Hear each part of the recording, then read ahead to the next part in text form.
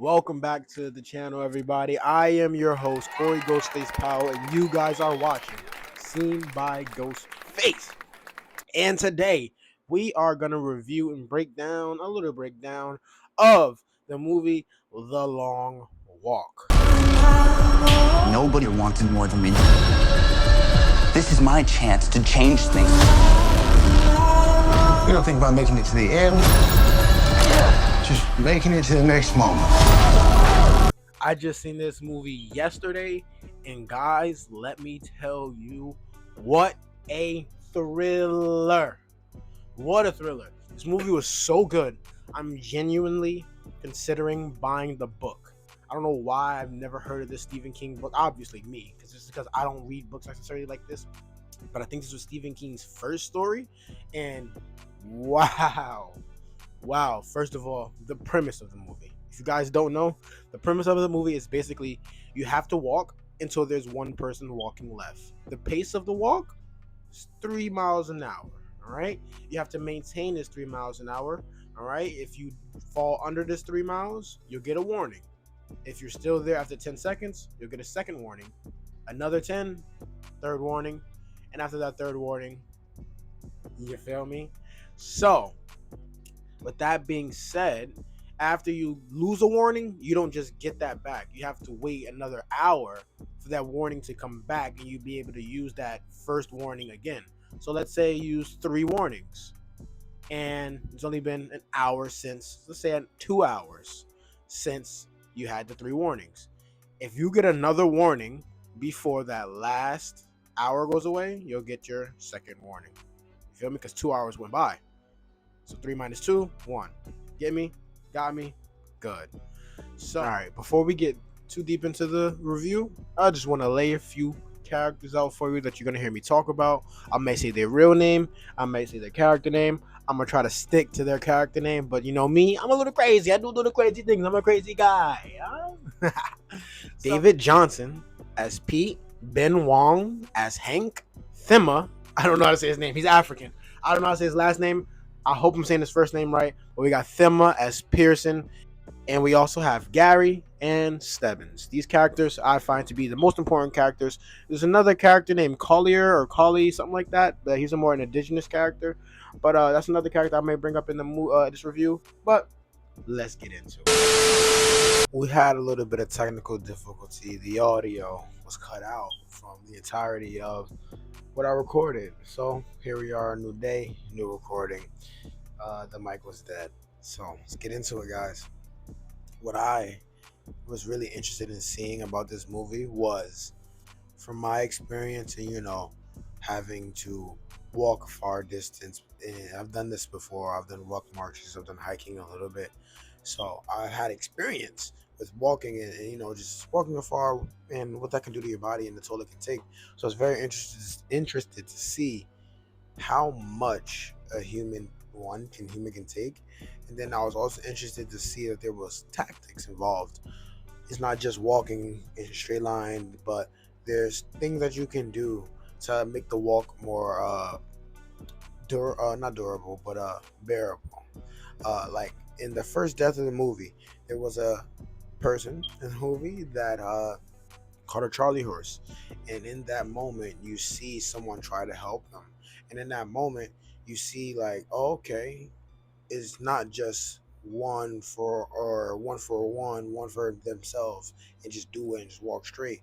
He grabbed the guy's book bag and tried to help him walk it out. And there was another moment in the movie where the guys were walking at a specific pace, and a guy catches like a little dead leg, something like a little leg issue thing, a little tingly feeling in his leg, and it was really bothering him. So another character, Ray, he comes with the idea, let's look at our watches, how fast are we walking?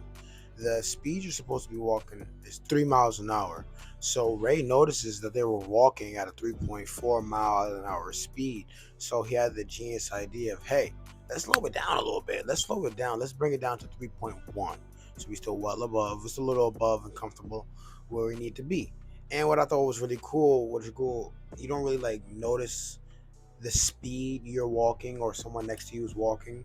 So if they drop off that much speed, you don't really notice it. But I thought it was really cool how the movie was able to literally physically just show that speed difference. And not only was it acknowledged by the characters, it was shown, which I thought was really cool and I thought was really good and really put together. Now, as the movie picks up, they start to tensions start to flare. People start to say things to each other, get on people's nerves, and this is when I call a rage bait death happens. This death scene, someone takes a swing at somebody, misses, scrapes their entire face across the ground, and now is like mentally messed up, and then they start to get their warnings and doesn't get up in time, and then bang, meets the Reaper. So I just thought it was really cool in this movie how they showed various ways of how one can die along the long walk. It's not just, oh, I can't take the pain anymore, fall out, shot dead. It's, oh, I can't take this anymore mentally, I'm losing my mind, I try to step off and get obliterated. It's, oh, I get rage baited, I swung at somebody and get incapacitated. There's so many ways. There's a tank involved. There's basically suicide. There's so many ways to die in this movie, and it just shows you how far a person is willing to go, willing to put themselves through mentally to achieve a goal, especially when that goal is money and some little money on at the end of that thing, money, and that promise. Really though, if you really watch the movie, it's more than just the money. The money is a good thing. Like, yeah, we're gonna get $1 million. Well, blah, blah, blah. But that one wish, remember this, that one wish is what makes the contestants really walk as long as they did.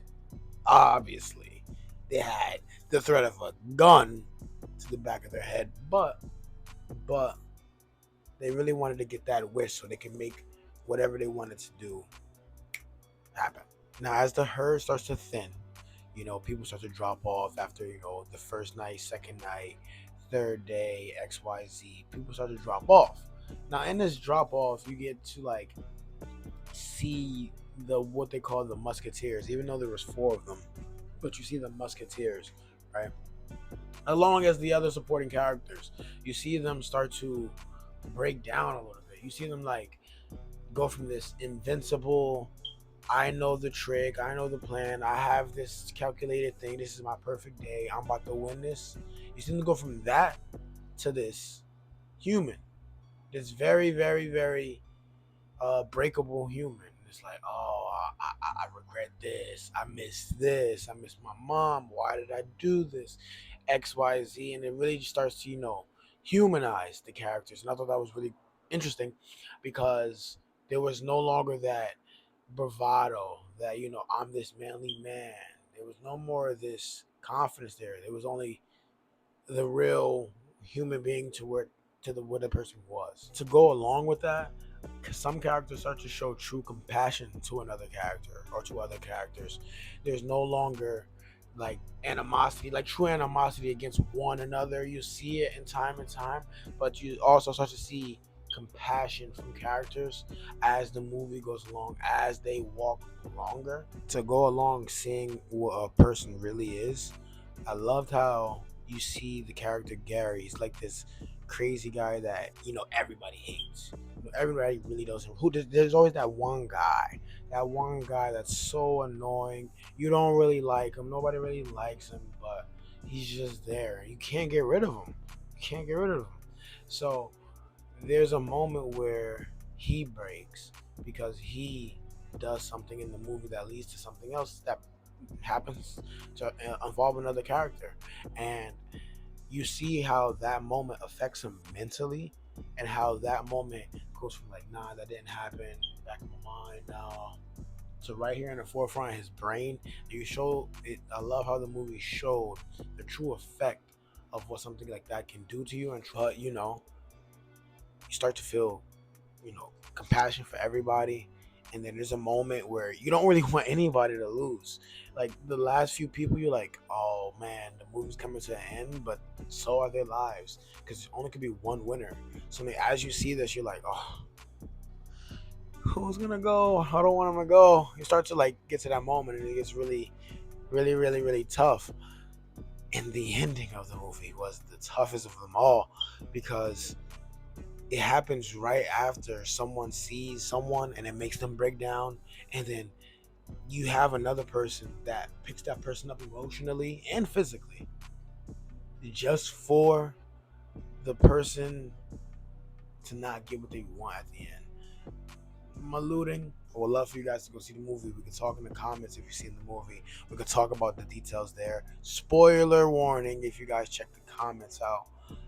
But that was an amazing movie. Sorry that I couldn't get the video out to you guys earlier like I would love to do always. But it's been real, guys. It's your boy Corey Ghostface Powell, and you know how I got to leave off with one question. What's your favorite scary movie?